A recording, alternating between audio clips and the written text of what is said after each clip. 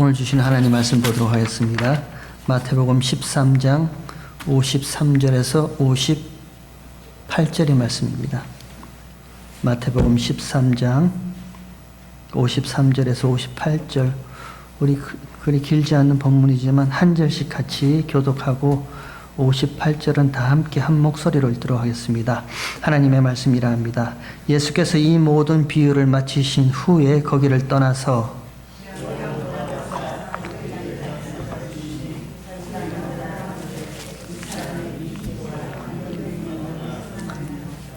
이는 그 목수의 아들이 아니냐? 그 모친은 마리아, 그 형제들은 야고보, 요셉, 시몬, 유다라 하지 않느냐?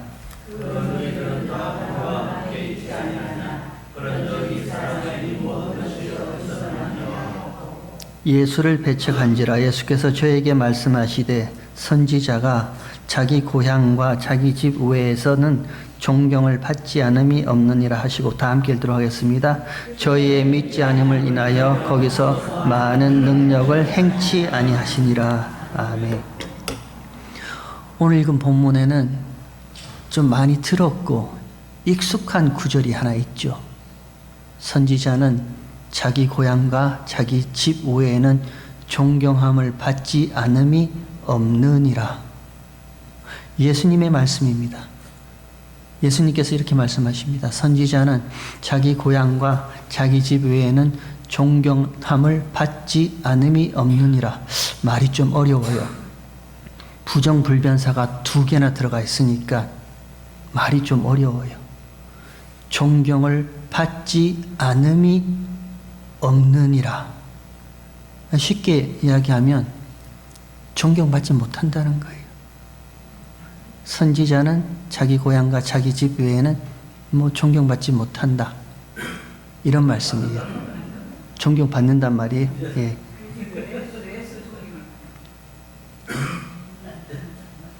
가부를 물을까요? 투표할까요? 선지자는 자기 고향과 자기 집에서는 존경함을 받지 못한다. 맞죠? 예. 그래서 내가 집사로 섬기던 교회에 무슨 목사로 가면 내가 존경받지 못하고, 또 부목사로 있던 교회가 나를 목사로, 담임 목사로 충명하면 그런 데 가면 내가 존경받지 못한다. 이건 우리들의 해석입니다. 이건 사람들의 해석이에요. 내가 고향에 갔더니, 이번 추석에 고향에 갔더니 이런 나를 저 사람이 무슨 목사가 되어 왔어? 그건 우리가 하는 생각이고요. 오늘은 우리의 해석 말고, 저와 여러분 지금 우리가 마태복음을 강의하고 있잖아요. 이 마태복음의 강의 흐름 속에서 오늘 본문의 말씀, 특별히 예수님의 말씀이 어떤 의미가 담겨져 있는지 오늘은 그거 한번 같이 살펴보도록 하겠습니다. 오늘 본문은 이렇게 시작합니다. 예수께서 이 모든 비유를 마치시고 거기를 떠나 자기 고향으로 가서 회당에서 가르치시니, 이렇게 시작합니다. 예수님께서 이 모든 비유요, 지금까지 말씀하셨던, 우리가 살펴봤던 천국, 하나님 나라에 대한 이 모든 비유를 다 마치시고 거기를 떠나, 거기는 갈릴리 지역요. 조금 더 좁혀보면 갈릴리 지역에 있는 가버나움, 조금 더 좁혀보면 가버나움에 있는 베드로의 집, 이 정도로 해석이 되어 있더라고요. 거기를 떠나 자기 고향. 한번 물어볼까요? 예수님의 고향이 어디죠? 우리가 태어난 곳을 고향이라 한다면, 그죠? 저도 서울에서 태어나니까 제 고향은 서울이라 할 수 있겠죠. 태어난 곳을 고향이라 한다면. 근데 예수님은 나사렛, 베들레헴에서 태어나셨는데 고향은 나사렛, 나사렛 사람, 나사렛 예수, 이렇게 불러요. 왜요? 왜 그래요? 우리가 상식적으로 알듯이 태어난 곳을 고향이라 한다면 베들레헴 사람, 베들레헴 예수 이렇게 얘기를 해야 되는데 자기 고향 나사렛입니다. 그래서 예수님은 나사렛 사람 혹은 나사렛 예수 우리가 이렇게 불러요. 왜 예수님의 고향이 나사렛이죠? 그 이유가 앞선 마태복음 2장 13절 이후에 이유가 성경이 그대로 말씀하고 있습니다. 한번 찾아보실까요? 마태복음 앞에 있는 마태복음 2장 13절.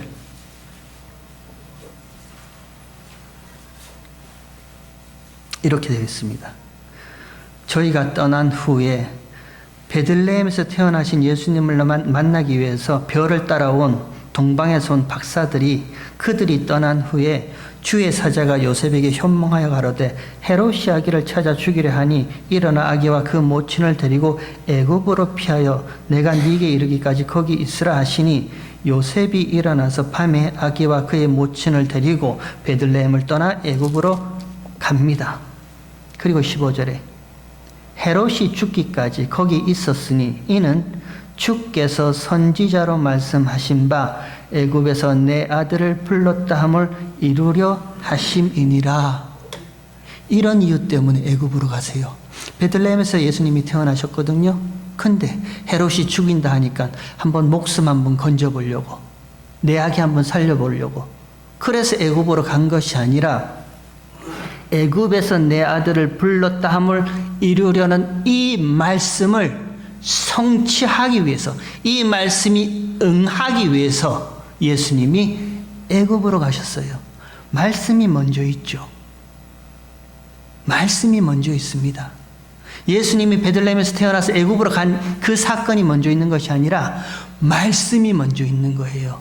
하나님의 약속이 거기에 먼저 있는 거예요. 그리고 그 말씀을 성취하기 위해서요, 말씀이 응하기 위해서 꿈에 밤에 주의 사자가 나타나서 현몽하여서 요셉과 그 모친 마리아에게 나타나서 아기를 데리고 애굽으로 가라 하니 이는 애굽에서 내 이름을 불렀다함을 이루려는 그 말씀을 성취하기 위해서 이 사건이 일어났다 성경이 말하고 있습니다. 저와 여러분,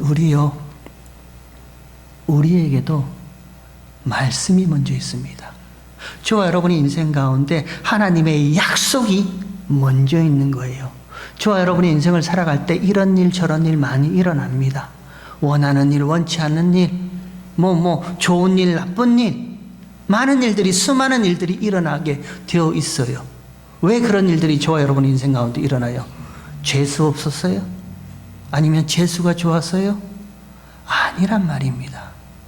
말씀이 먼저 주어졌어요. 그리고 그 말씀을 성취하기 위해서 하나님의 열심이, 하나님의 손길이 저와 여러분의 인생을 이끌어가고 있는 거예요. 때로는 형통하게, 때로는 공고하게, 때로는 부하게, 때로는 궁핍하게도 하나님께서 그 모든 인생을 이끌어가고 있습니다. 왜요? 저와 여러분 앞서 있은 하나님의 말씀, 하나님의 약속, 거룩하고 흠이 없겠다고 하시겠다 하셨던 그 약속을 성취하기 위해서 지금도 하나님의 열심은요, 저와 여러분의 인생을 이끌어가고 있는 거예요. 그냥 사는 거 아닙니다. 우리가 살다 보니까 어찌어찌해서 이곳 미국까지 와서 살게 됐네. 어찌어찌해서 이런 분들하고 같이 모여서 우리가 신앙생활하고 있네. 같이 알고 있네. 그냥 그렇게 일어나는 거 아니에요. 하나님이 저와 여러분의 인생 가운데 먼저 주어진 약속요, 다시는 죄와 상관없는 하나님의 거룩한 백성으로 만드시겠다는 그 약속의 말씀을 성취하기 위해서 지금도 그 말씀이, 그 약속이 저와 여러분의 인생을 이끌어가고 있습니다. 그리고 나서 그 다음에 19절에 보면 이렇게 되어 있습니다. 2장 19절에 헤롯이 죽은 후에 주의 사자가 애굽에서 요셉에게 현몽하여 가로되 또 나타납니다. 그리고 20절에 일어나 아기와 그 모친을 데리고 이스라엘 땅으로 가라. 아기의 목숨을 찾던 자들이 죽었느니라 하시니 요셉이 일어나 아기와 그 모친을 데리고 이스라엘 땅으로 들어오니라. 그러나 아켈라오레오가 그 부친 헤롯을 이어 유다의 임금됨을 듣고 거기로 가기를 무서워하더니 꿈에 지시함을 받아 갈릴리 지방으로 떠나가 23절에 나사렛이란 동네에 와서 사니 이는 선지자로 하신 말씀에 나사렛 사람이라 칭하리라 하심을 이루려 함이라 라고 되어 있습니다. 그 아기를 죽이려 했던 헤롯이 죽습니다. 죽었다는 소식을 듣습니다. 그리고 이제 다시 고향 베들레헴이겠죠. 가려고 합니다. 근데 그 아들 아켈라오 그가 그 지역을 통치한다는 소식을 들었습니다. 무서웠겠죠. 그러니까 베들레헴보다 훨씬 더 위쪽에 있는, 훨씬 더 멀리 있는 갈릴리 지역에 나사렛으로 갑니다. 우연히 간 것 같아요?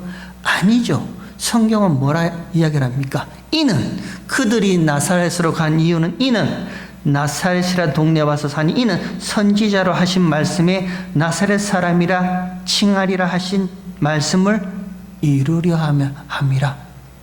말씀을 성취하기 위해서 이들이 말씀이 나사렛까지 오게 하셨고, 그리고 예수님은 거기서 유년 시절을 보내시면서 예수님이 나사렛 사람, 나사렛 예수라는 칭함을 얻는 그 이유가 여기에 있습니다.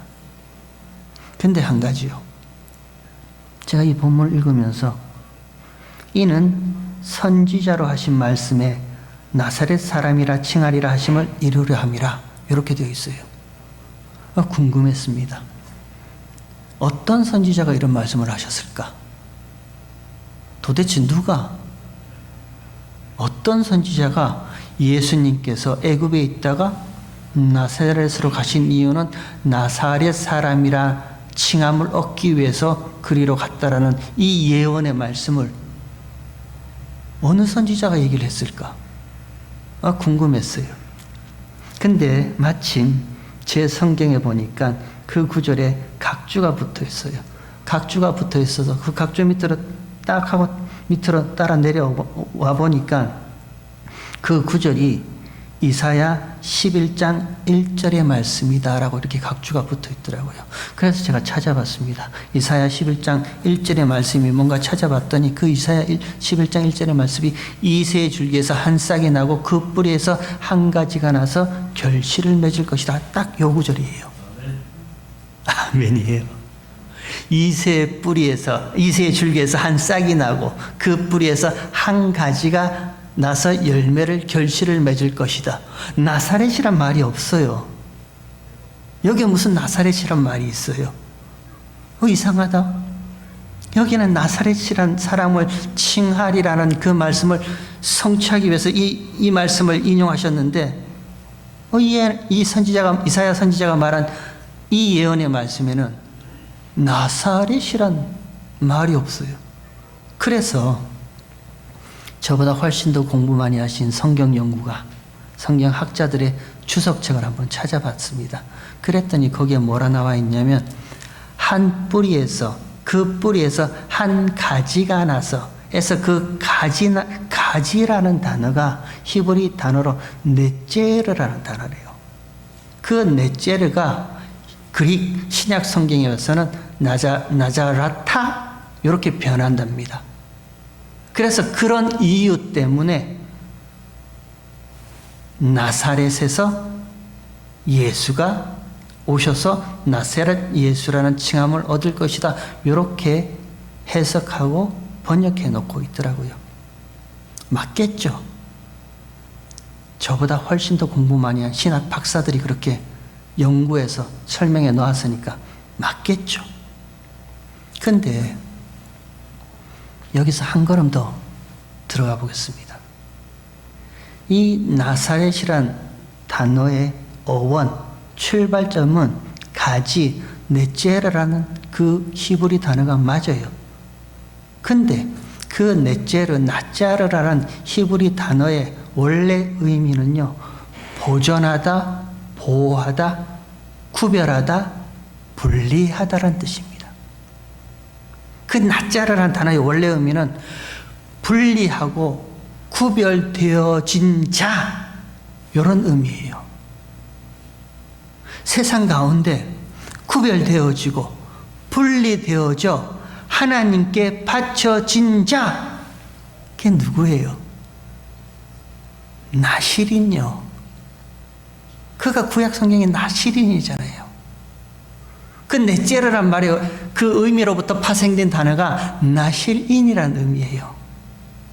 죄와 사망과 세상의 핍박과 세상의 혼돈과 죄에 물든 이 악한 세상 가운데서 죄와 구별되고 죄와 분리되어서 두 번 다시 죄와 상관없는 자로 하나님께 바쳐진 자, 나실인으로서의 예수요.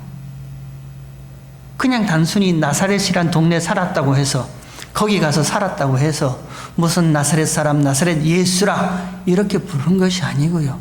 거기에는 이런 의미들이 담겨져 있는 거예요. 나자르 맞아요. 가지라는 단어 맞아요. 하지만 그 가지라는 단어 안에서 파생된 단어가 나실이라는 단어예요.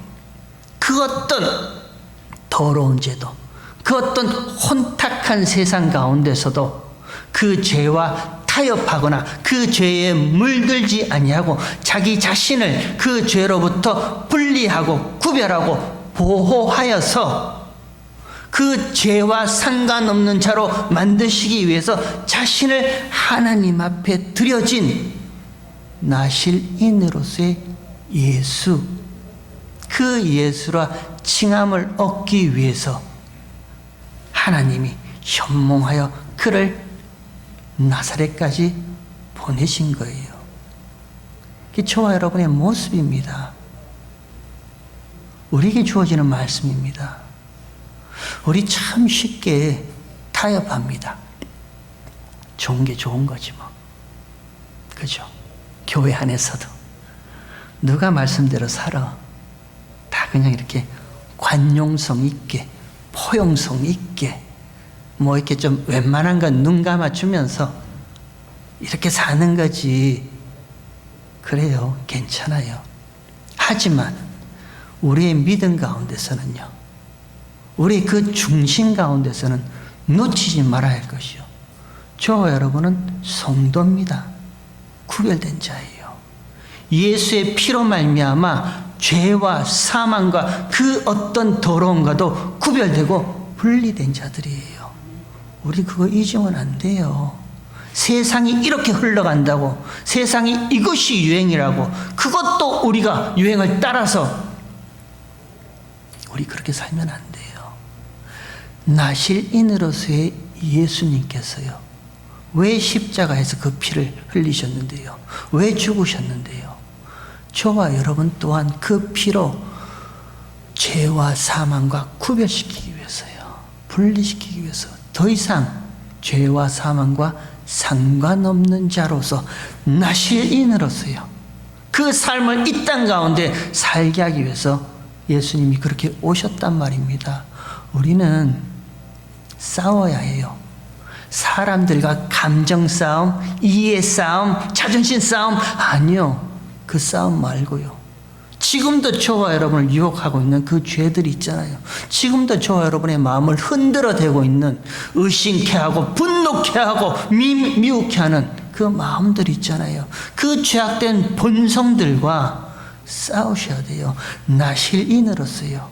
이미 십자가의 피로 구별된 성도로서 저와 여러분은 싸워야 돼요. 그 나실인의 예수로서 칭함을 얻기 위해서 나사렛에 가셨습니다. 그리고 유년 시절을 거기서 사셨습니다. 그리고 사람들은, 성경은 그 예수를 나사렛 사람, 나사렛 예수라 이렇게 불렀습니다. 그리고 이제 예수님께서 가버나움 지역에서 이 모든 천국 하나님 나라에 대한 비유를 다 마치시고 자기 고향 나사렛으로 돌아가십니다. 그리고 안식일 날 회당에 들어가셔서 하나님의 말씀을 펴놓고 그 말씀을 가르치십니다.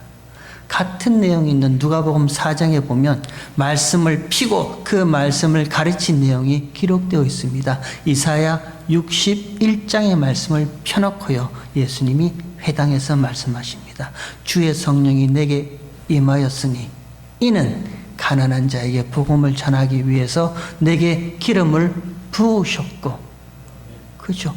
그리고 눈먼 자에게 보게 함을, 눌린 자에게 자유케 함을 얻기 위한 주의 은혜의 해를 전파하기 위해서 선지자 이사야가 61장을 말씀하였다. 그리고 예수님이 그 다음에 하신 말씀이요, 이 말씀이 오늘날 너희에게 응하였다. 이렇게 누가복음 4장에 기록하고 있습니다. 그가 나라는 거죠. 그 선지자 이사야가 말씀하신 그 메시아, 그 구원자요, 주의 은혜의 해를 전파하기 위해서 주의 성령이 임하여 가난한 자에게 복음을 여요, 묶인 자에게 풀림을 여, 눈먼 자에게 다시 보게 함을 하는 그 자유를 선포하는 메시아, 구원자 그리스도는 너희 앞에 있는 나다, 예수다, 이렇게 말씀하시는 거예요. 그랬더니 그 회당에 있던 모든 이들이 놀랍니다. 이 사람의 지혜와 이 사람의 능력이 어디서 왔느냐? 오늘 본문이 그렇게 기록되어 있죠. 그걸 줄여보면, 누구야 너? 당신 누구십니까? 이렇게 말하는 거예요. 그리고 그 다음에요, 회당에 모인 모든 사람들이 예수가 누군지를 규정합니다. 해석합니다. 파악합니다. 그리고 정의를 내립니다. 이 사람은 목수의 아들이 아니냐? 맞죠. 이 모친은 마리아가 아니냐? 맞죠. 이 형제는 야고보와 요셉과 시몬과 유다가 아니냐? 맞죠. 이 누이들은 지금 우리와 함께 있는 이들이 아니냐? 맞죠. 옳은 얘기 하는 거예요. 도대체 이런 능력과 이런 지혜를 가진 이 예수가 누구냐? 거기에 모인 모든 사람들이요, 그 예수에 대해서 해석하고 이해하고 판단하고 규정을 내리는 거예요. 이는 목수의 아들, 요셉의 아들 맞다. 이의 모친은 마리아 맞다. 그리고 그의 형제들은 야고보와 요셉과 시몬과 유다 맞다. 그 시스터, 누이들은 지금 우리와 함께 있는 이들 맞다. 맞아요. 틀린 말 안 합니다. 그리고 한 걸음 더 나갔어요. 그 맞음을, 옳음을 주장하는 거예요. 우리 해석이 맞지, 우리의 판단이 옳지, 우리의 인식함이 올바른 거지, 이걸 두고요, 예수님이 천국 비유에서 마지막으로 하신 옛것이라는 거예요. 이걸 두고 옛몸이라 하는 겁니다. 이가 옛사람이라는 거예요. 이를 들고 우리가 창세기 성경 공부할 때 하나님의 신이 떠나버린 육체라 하고 육신이라 하는 거예요. 그냥 단순히 마태복음에서 예수님이 천국 복음을 다 마치시고 가버나움에서 자기 고향 나사렛으로 가셨다. 나사렛으로 가시니까 그 고향 사람들이 배척하더라. 그 배척한 거에 대해서 예수님이 선지자가 자기 고향 자기 집 외에는 존경함을 받지 않음이 없다. 내 고향에서는 존경받지 못한다. 그러니 너희들 이것도 알아라. 단순히 그 말씀하시는 거 아니에요. 마태복음의 흐름이 이렇단 말입니다. 이 바로 직전에 예수님이 천국 비유를 하시면서 무슨 말씀을 하셨나요? 옛것과 새것이란 말씀을 하셨단 말입니다. 옛것요, 옛사람요, 하나님의 신이 떠나버린 그 육체, 육신요, 육신의 안목으로 보면, 육체의 안목으로 보면, 옛사람의 안목으로 보면 그게 뭐예요? 지금까지 저와 여러분이 경험하고 느끼고 배워왔고 인식하고 이해하고 판단하고 모아왔던 인생의 모든 정보를 가지고 내가 내 지혜와 내 지식과 내 학식으로 그를 판단하고 해석하고 이해해 보니까 이 예수는 목수의 아들이잖아. 그 모친은 마리아잖아. 그 형제는 야고보와 요셉과 시몬과 유다잖아. 그 누이들은 지금 우리와 함께 있는 자들이 있잖아. 딱 그대로 평가하는 거예요. 딱 그대로 해석하고 판단하는 거예요. 예수님은 지금 이 말씀하고 싶어 합니다. 제자들에게, 오고 오는 모든 교회들에게요.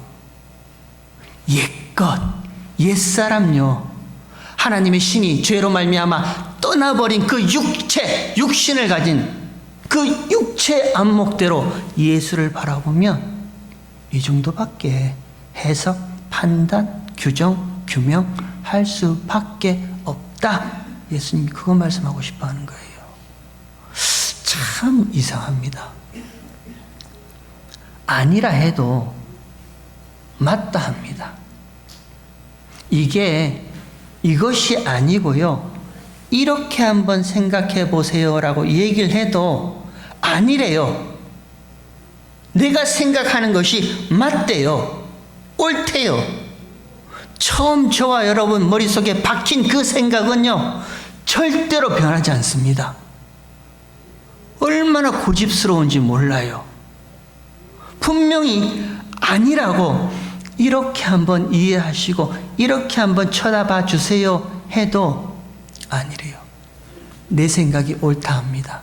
내 경험, 내가 지금까지 쌓아왔던 내 정보, 그래서 내 판단이 맞다라고 얘기를 해요. 그래서 물어봐요. 왜 옳아요? 그게 왜 옳아요? 물어보면 그냥 옳답니다. 그냥 끝까지 그냥 옳대요. 그게 저와 여러분의 옛사람의 모습입니다. 하나님의 신이 떠나버린 육체, 육신, 이 육신을 가진 저와 여러분의 한계예요. 우리는 그렇게밖에 생각할 수 없어요. 우리가 이 목사님 아까 기도하셨지만 하나님의 말씀을 매일 읽어요. 쓰기도 하고 외우기도 합니다. 라디오만 틀면 수시로 목사님들의 설교들이 나와요. 어느 분은 24시간 복음방송을 틀어놓고 있어요. 그래서요, 처음 바뀌었던 내 그 고집스러운 생각이 바뀌어져요. 바뀌어지던가요? 내가 옳다라고 생각하면요, 틀린 것이 증명나더라도 자존심 때문에 인정 못해요. 끝까지 옳다라고 주장하면서 거기를 떠나와야 돼요. 그게 저와 여러분이 이 세상을 살아가는 육신의 안목대로, 육신대로 사는 우리의 옛사람의 모습입니다. 옛것의 모습이에요. 지금 예수님이 그냥 자기 고향 나사렛으로 가셨고 그냥 안식일 날 회당에 가서 하나님의 말씀을 폈는데 우연히 이사야 61장의 말씀이 나와서 우연히 그 시작이 주의 성령이 내게 임하여, 그렇게 시작하는 거 아니란 말입니다. 하나님의 신이 내게 임하여예요. 예수님이 먼저가 아니라 하나님의 신, 주의 성령이 내게 임하니, 이는 성령이 이끈다는 거예요. 말씀이 먼저 이끈다는 거예요. 예수님은 지금 이 천국 비유 13장의 모든 이야기를 끝내시면서 그 마지막에 고향 이야기를 붙여놓으신 이유가요, 물어보고 싶은 거예요. 제자들에게. 너희가 육신의 안목을 가지고 육신에 속한 자로 육신대로 사니? 아니면 주의 신, 하나님의 신, 성령이 임하여 성령이 이끈 대로 살아가고 있니? 물어보시는 거예요. 그럼 우리는요, 성경 한 군데 한번 찾아보도록 하겠습니다. 로마서 8장 성경 한 군데 한번 찾아볼게요. 로마서 8장. 여러분 다 한번 성경을 펴시고 찾아보시기 바랍니다.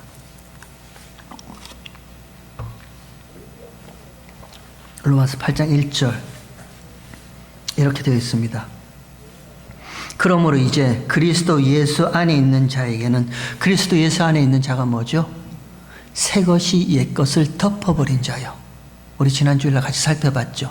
옛것이 옛것 그대로 있는 것이 아니라 옛것이 새것에 의해서 덮여버린 자, 그게 예수 안에 있는 자잖아요. 그러므로 이제 그리스도 예수 안에 있는 자에게는 결코 정죄함이 없나니 이는 그리스도 예수 안에 있는 생명의 성령의 법이 죄와 사망의 법에서 너를 해방하였음이라. 그러면 지금 저와 여러분은 어디에 묶여 있는 거예요?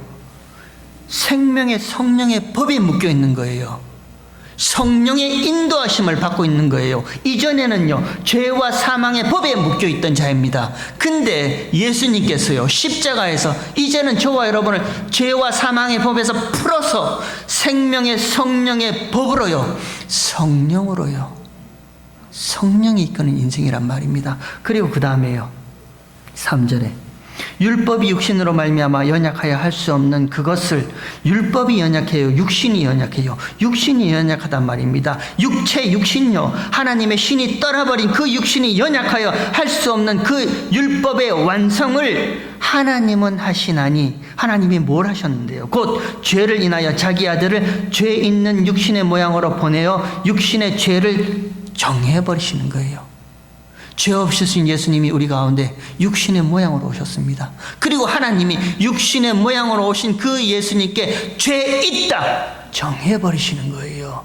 그리고 나서요, 4절에 육신을 쫓지 않고 그 영을 쫓아 행하는 우리에게 율법의 요구를 이루어지게 하려 하심이니라. 육신을 쫓는 자는 육신의 일을, 영을 쫓는 자는 영의 일을 생각하니, 바울이 아는 거예요. 바울이 이 땅 가운데 예수님이 왜 십자가에서 죽으시고, 예수님이 왜 본인이 죽으시고 난 후에 성령, 진리의 영이 너희 가운데 오신다는 그 약속을 한 이유를 아는 거예요.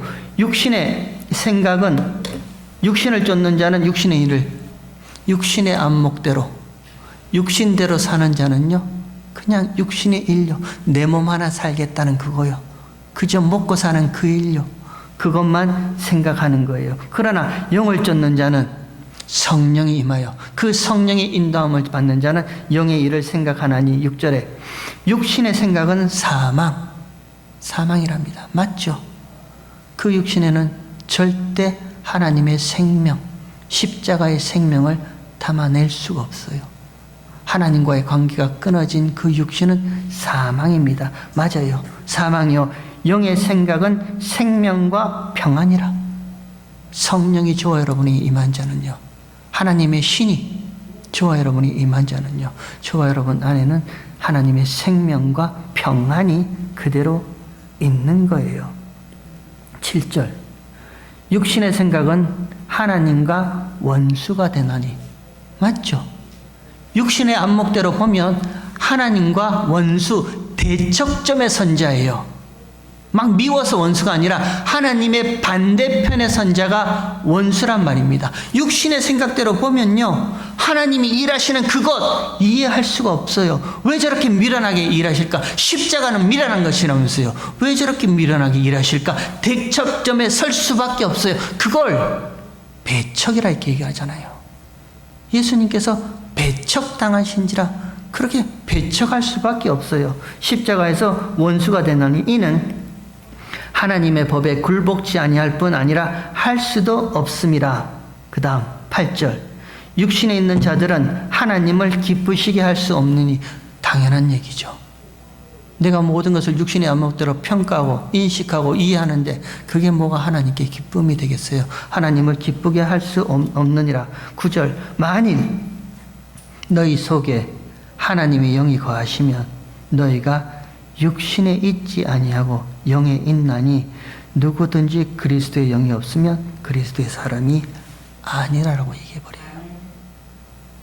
성령의 인도하심을 받지 못하는 너희는 그리스도의 사람 아니다. 바울이 명확하게 이렇게 얘기를 해버립니다. 그리고 나서 12절에 보세요. 바울이 이렇게 얘기합니다. 12절에 그러므로 형제들아 우리가 빚진 자로 돼 육신에게 져서 육신대로 살 것이 아니니라. 너희가 육신대로 살면 반드시 죽을 것이로되 영으로서 몸의 행실을 죽이면 살리니 무릇 하나님의 영으로 인도함을 받는 그들은 곧 하나님의 아들이라 이렇게 얘기를 합니다. 누가 하나님의 아들이라고요? 하나님의 영으로 인도함을 받는 이들요. 그래서 바울이 뭐라 얘기하는데요? 육신에게 져서 육신대로 살지 말라 합니다. 저와 여러분의 신앙생활이 이 모습 아닌가요? 우리의 신앙생활이 이 모습 아닌가요? 바울이 이 고백을 똑같이 했단 말입니다. 선 행하기를 원하는 바 내가 선을 원하고자 하느나 악을 원하네. 오호라 내가 한 법을 깨달았다. 내 안에 선과 악이 함께 있네. 오호라 공고한 사람이라 누가 이 더러운 육신의 몸에서 나를 건져낼고 그게 바울의 고백 아닌가요? 저와 여러분의 신앙생활도 똑같습니다. 늘 싸워요. 하나님의 신이 떠나보니 이 옛사람, 옛것, 육체, 육신의 생각이 있단 말입니다. 내 몸 하나 보존하고 싶은 이 육신의 욕망과 욕심과 모든 것들이 있단 말입니다. 그럼에도 불구하고 저와 여러분에게는요, 성령이 임하사 하나님의 신이 저와 여러분께 함께 있는 거예요. 저와 여러분, 그래서 늘상 신앙생활 가운데 이 싸움을 할 수밖에 없어요. 그게 성도의 모습이에요. 거기에 예수님께서 말씀을 툭 던지세요. 선지자는 자기 고향과 자기 집 외에는 자기 고향과 자기 집이 뭐예요? 뿌리란 말입니다. 나의 근본된 뿌리예요. 저와 여러분의 근본된 뿌리가 어디예요? 죄잖아요. 첫사람 아담으로 말미암아 시작된 그 죄잖아요. 그 죄에서 환영받고 존경받고 그 죄에서 스스로 나올 자가 누가 있냔 말이에요. 아무도 없어요. 우리는 끝까지 그 죄의 뿌리에 붙잡혀 사는 육신을 가지고 살 수밖에 없는 자들이란 말입니다. 그러나 성령이 임하면요, 그 하나님의 신이 그 죄와 싸우는 힘을 저와 여러분이 주시잖아요. 그래서 그 성령께서 저와 여러분을 인도하신단 말입니다. 천국의 비유에서 왜 마지막에 이 본문의 말씀을 붙여놨냐고요? 옛것과 새것의 싸움요. 단순히 고향에서 환영받지 못한다, 제자들아 너희도 고향 가서 복음 전하지 마, 이런 말씀이 정도가 아니란 거예요.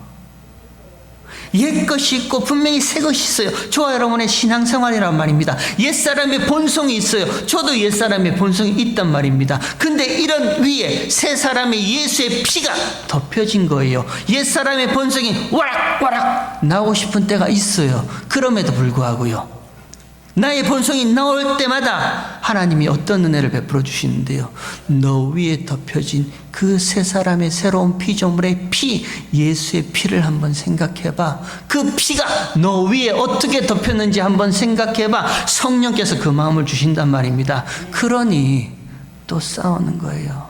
또 하나님 앞에 나와서 고개 숙이고, 이런 모자란 인간이 또 육신의 안목을 가지고 육신의 본성대로 살려고 이렇게 사는 거군요. 하나님 긍휼 베풀어 주세요. 용서해 주세요. 이게 저와 여러분의 신앙생활이란 말입니다.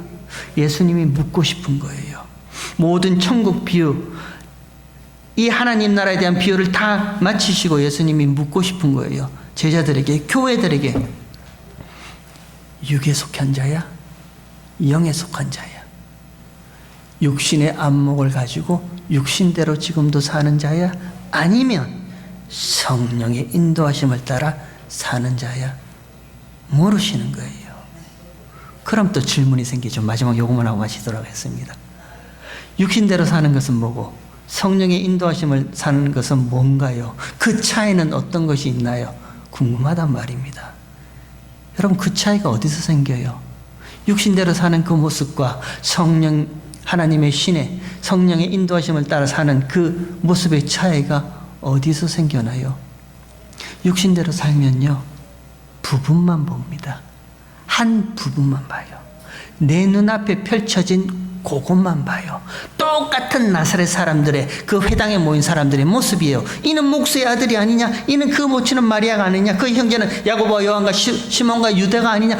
똑같이 그 눈앞에 보이는 딱 그거요. 자기가 습득하고 자기가 체험하고 자기가 인식하고 자기가 그동안 모아놨던 그 정보, 자기 지식으로 판단하고 이해하는 딱 그 모습만 보는 거예요. 그러나 성령의 인도하심을 받는 자는요, 전체를 봅니다. 전체를 봐요. 하나님이 전체를 보게 하시는 거예요. 그 차이가 또 어디서 나는데요? 요 얘기만 하고 마치도록 할게요. 창세기 12장에 보면 아브라함의 이야기가 시작합니다. 하나님이 아브라함을 부르십니다. 그리고 그에게 언약하십니다. 약속하십니다.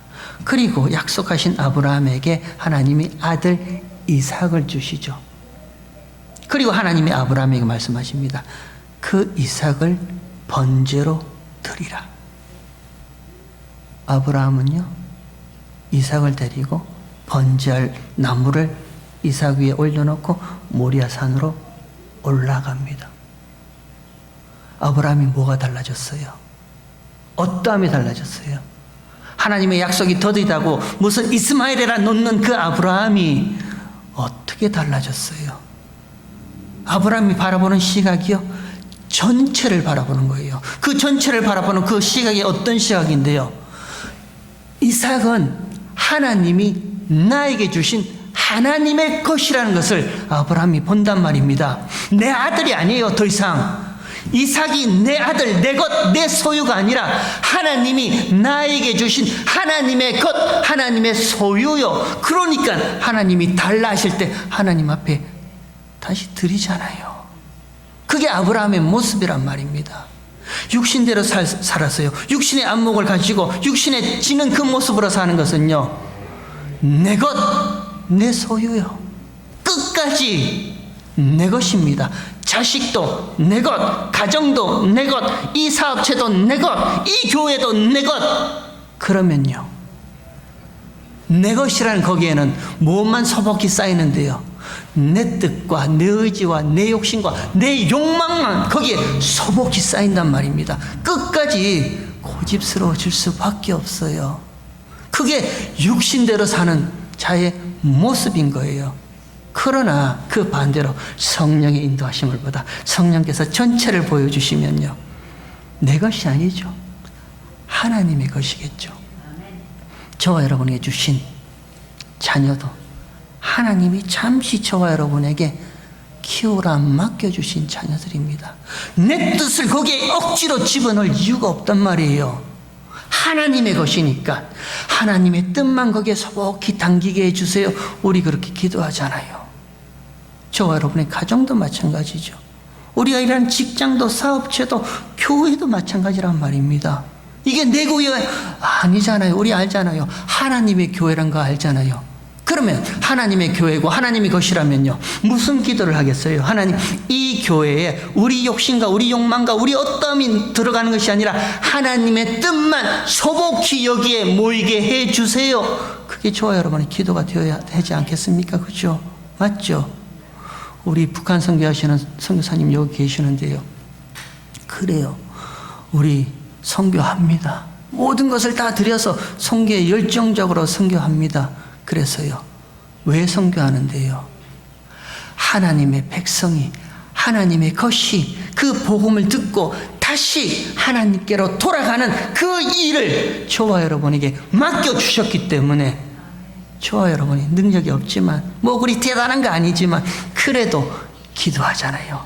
땅끝까지 복음을 전하라는 이 선교일에 하나님의 뜻만 거기에 소복히 담기게 해주세요 하고 우리 그렇게 기도하잖아요.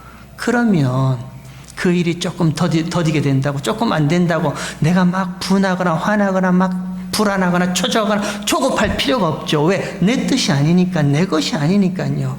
저와 여러분이 신앙생활 가운데 조급하고 막 답답한 이유는 하나밖에 없습니다. 내 일이라 생각하니까 답답한 거예요. 아니요. 성령이 임하면요, 하나님의 신이 저와 여러분의 눈을 밝히 열어주시면 전체를 보게 하십니다. 그리고 이 모든 것들이 다 하나님의 것, 하나님으로부터 왔다는 것을 알게 하세요. 그 다음부터는 내 고집, 내 판단, 내 해석, 뭐 내 것? 나의 뭐 어떠함이 거기에 꼭 들어가야 돼. 이거는 피아노는 꼭 오른쪽에 놔야 돼. 그런 거 필요 없단 말이에요. 육신대로 사는 그 모습, 예수님이 아니 천국의 복음을 알았다면 이제는 육신대로 육신해져서 육신대로 살 것이 아니요, 성령의 영이, 하나님의 그리스도의 영이 임하였으니 그 영이 인도하는 대로 하나님이 모든 것이 하나님으로부터 주어졌으니 하나님 뜻만 소복히 담기도록 그런 모습으로 살라. 이번 한 주간 저와 여러분 그런 모습으로 살았으면 좋겠습니다. 어떤 일이 잘 풀리지 않고 어떤 것이 내 뜻대로 되지 않고 어떤 것이 어그러져서 뭐 불안하기도 하고 초조하기도 하고 힘들어하기도 해요. 왜 그런 감정이 생기느냐? 내 것이라 생각하기 때문이에요. 이놈의 자식이 내 말을 안 듣고 막 내 것이라 생각하기 때문이에요. 하나님의 것입니다. 그 영적 안목으로 보면 저와 여러분 자신도 하나님의 것이에요. 하나님의 소유된 백성이에요. 하나님께서 자기 백성을 가만 놔두시겠어요? 아니요. 끝까지 지키시고 인도해 주실 줄 믿습니다. 그런 믿음으로 한 주간 승리하시는 저와 여러분 되시길 주의 이름으로 축원합니다. 하나님 아버지,